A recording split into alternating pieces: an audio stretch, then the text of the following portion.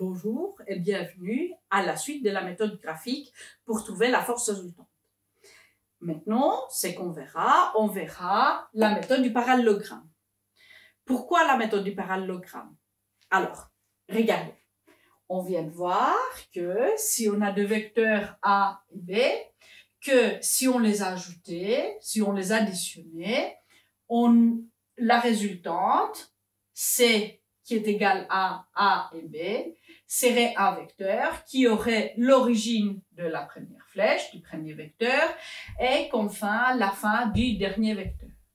On a vu aussi que A plus B, c'est aussi B plus A. Alors, peu importe la route qu'on va suivre, finalement, C va être la même. Qu'est-ce qu'on voit? On voit qu'on peut construire un petit parallélogramme avec deux côtés A parallèles, deux côtés B parallèles et isométriques. Alors, A parallèle isométrique, B parallèle isométrique, et que finalement, la résultante est la diagonale. Pourquoi ça nous est utile? En fait, si on construit un parallélogramme, même si on s'est trompé au dessin de A ou B, etc., la translation, finalement, on peut se retrouver de l'autre côté. Alors, si on dessine, par exemple, et ça vient une force résultante comme ça, et si on dessine de l'autre côté et on arrive là, ben, on sait que quelque chose ne va pas. Alors, on sait se rattraper et refaire, voilà, effacer, refaire. Bien évidemment, ça, vous ferez au crayon, jusqu'au moment où vous êtes sûr, jusqu'au moment où vous allez tomber exactement au même point tout en faisant avec soin et avec beauté. Et c'est seulement là que vous allez passer au bic. Alors, on fait au crayon, on fait doucement. Si de deux côtés on arrive exactement au même point, alors on peut définir la diagonale, alors c'est bon. Et pour ceci, voilà, il faut être exact, il faut de l'exactitude. On accepte une exactitude d'1 millimètre, bon, disons 1 millimètre par vecteur.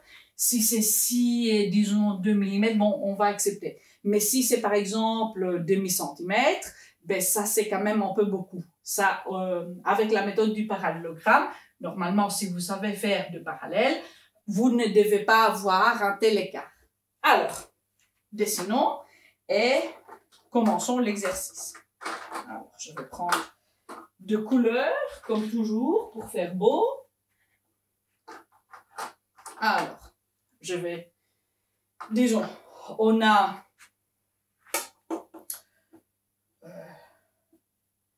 F1. F1 va être une force de 25 cm de longue. Alors, disons que F1, c'est 50 newtons. Vu que j'ai dessiné 50 cm, qu'est-ce que c'est? En fait, finalement, j'ai utilisé une échelle de 2 newtons par centimètre. Alors, je commence. F1, c'est 50 newtons avec cette échelle de 2 newtons par centimètre. C'est 25 cm, ça veut dire 2 newtons. Alors, je vais maintenant dessiner une autre force, F2, qui va faire, voilà, 60 degrés? Ok, faisons 60 degrés. Alors, du point d'origine, qu'on peut mettre haut, je vais dessiner une force. Alors, d'abord, on dessine l'angle. Alors, 10, 20, 30, 40, 50, 60. Alors, 60, je mets un petit point, je ne sais pas si vous le voyez, et après, je vais prendre ma latte et je vais dessiner, disons, F2, disons, c'est 60 newtons. De combien de centimètres est-ce que je vais faire? Pour trouver ça, je vais diviser les 60 newtons par 2 newtons par centimètre. Alors, j'aurai 60 newtons divisé par 2 newtons par centimètre. Les newtons vont partir, les centimètres vont monter en haut. 60 divisé par 2, ça va faire 30. Et en effet, je dois dessiner F2 de 30 cm. je vais effacer mon calcul, on n'en a plus besoin. Et je dessine un vecteur de 30 cm de long qui fera 60 degrés avec F1. Alors, je dessine ici.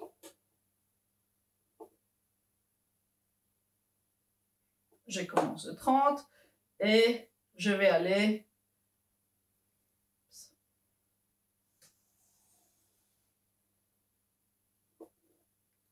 jusqu'au bout à 0 ici. Alors, ceci est la force F2. Okay. On a mis maintenant les forces.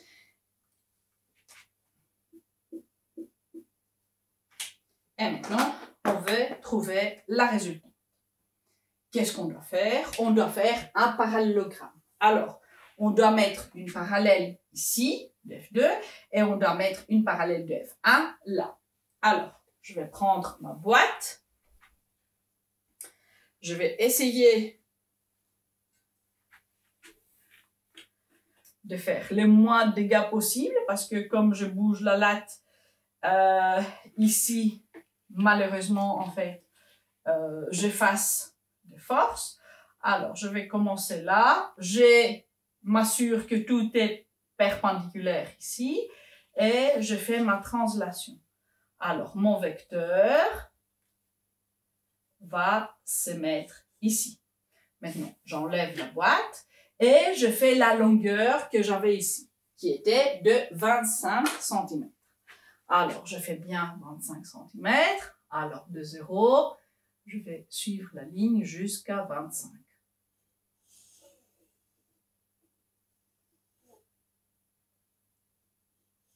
Ça glisse un peu, ce n'est pas idéal, mais c'est pas grave. Alors, maintenant, ce que je fais la translation de F1, je peux l'appeler F1' pour le faire en haut. Et je pourrais très facilement faire maintenant le vecteur, parce que le vecteur va être de 0 à la fin de F1, mais pour vérifier que j'ai bien fait la translation, je dois faire la parallèle aussi à F2, et si ça tombe exactement là, ben on est nickel. Si ça ne tombe pas, je dois quand même effacer et recommencer. Alors, je vais mettre ma boîte ici, m'assurant qu'on est en perpendiculaire. Et ici, j'avance doucement pour ne pas bouger ma boîte. Maintenant, sur votre feuille, c'est quand même un peu plus facile. Alors, F2 va partir de cette direction. Alors, c'est que F2 était de 30 cm. Et effectivement, comme je fais vraiment ultra attention,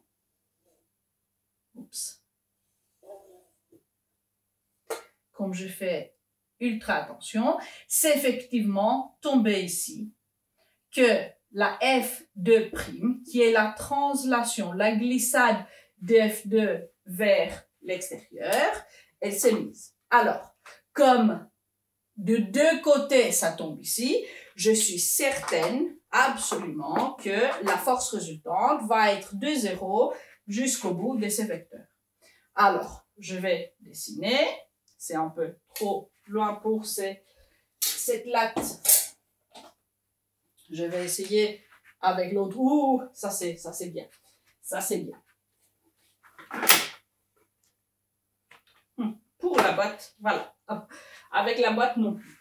Alors, je vais prendre quelque chose de plus long. Désolée pour ce retard. J'ai trouvé quelque chose de plus long. Et je vais le mettre. Alors, je vais bien le mettre ici. Et je vais dessiner.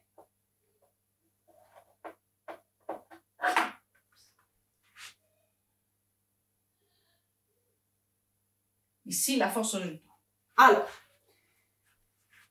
si vous avez fait jusqu'à là, c'est bon, mais c'est toujours pas complet.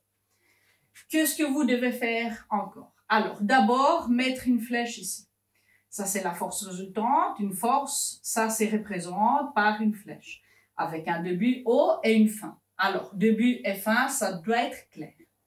Vous notez, évidemment, le nom, force résultante. Comme ça, on sait quelle est la force résultante. Alors, une fois que vous l'avez dessiné, pour finir votre boulot et la définir, vous avez besoin de deux choses. Une chose, c'est l'angle que ça forme avec la première force. Alors, je vais prendre mon équerre pour ceci.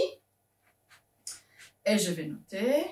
Et alors, si je mets ici à 0, je vois qu'on est autour des 35 degrés. Alors, l'angle que la force résultante fait avec la première force, c'est de 35 degrés. Et finalement, je dois mesurer la longueur de ma force et passer après 2 cm que moi, je vais mesurer en tant que représentation de longueur au newton, parce que c'est ça ce qui nous est demandé. Alors, comme c'est un peu trop loin, en fait, pour ma latte de faire une fois, ce que je vais faire, je vais mesurer de 0 jusqu'à 30. 30 va être ici.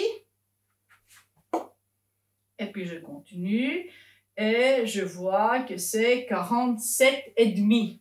Alors, on a 47,5 cm.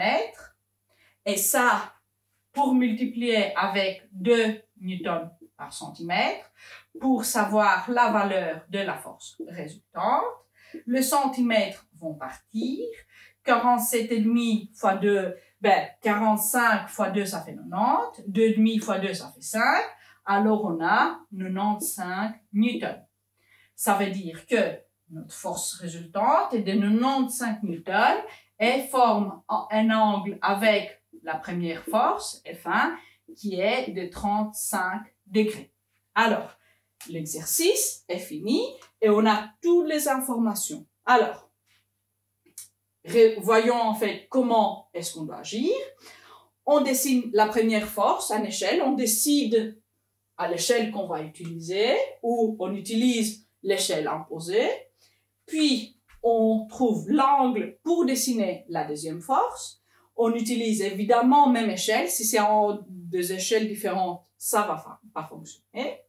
Et puis, on commence à faire le parallélogramme en faisant la translation très doucement, faisant très attention, parce que ces deux doivent être vraiment parallèles et isométriques. Même chose pour ces deux, okay, doivent être parallèles et isométriques. C'est ça, finalement, ce qu'on appelle les parallélogrammes. Et, finalement, on trace la diagonale de ces parallélogrammes et ça va être notre force résultante. On met une flèche au bout, on met les noms, on ne laisse pas seulement comme ça de lignes, on met les noms et puis on mesure l'angle et on mesure la longueur pour après la convertir en newton. On ne peut pas laisser une force résultante en centimètres. C'est une représentation de longueur. Alors, voilà. Maintenant que vous avez vu comment le faire, je suppose que vous êtes des experts. Je peux vous laisser avec un défi. Alors, disons que vous avez F1, F2, qui forment entre elles un angle de 45 degrés. Disons que F1, c'est 10 newtons. Disons que F2, c'est 30 newtons. Je veux la force résultante. OK? Qu'est-ce que je veux? Je veux sa valeur et je veux l'angle avec la force F1. Voilà. Ça c'est votre défi pour aujourd'hui. J'attends vos réponses pour vous donner des points bonus. Alors, au revoir et à bientôt.